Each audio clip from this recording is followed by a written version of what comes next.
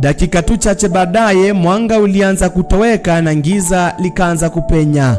Hali ya anga nayo ikabadilika tena, na ghafla bin vu mvua kali ikasalimia ardhi dakika tu chache baada ya kuabiri pikipiki kuelekea eneo la Defki.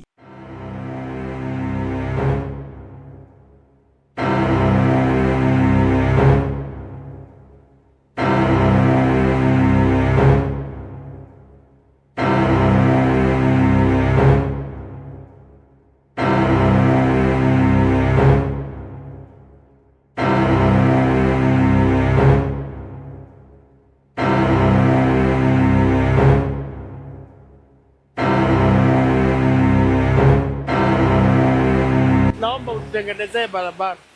Tunaumia sana. Tunaumia saa hii, hata tuna maagzeti mingi, maajali inatendeka juu ya barabara imeharibika. Tunapitana na magari, marori. So, tafadhali mheshimiwa, tuangalie utengenezee barabara.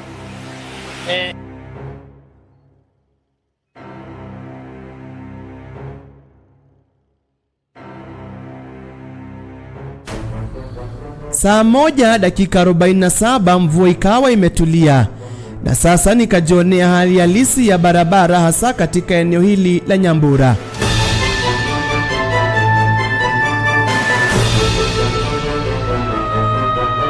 Hapa madereva huwa makini zaidi kutokana na mashimo ambayo huwa yamefunikwa na maji ya mvua.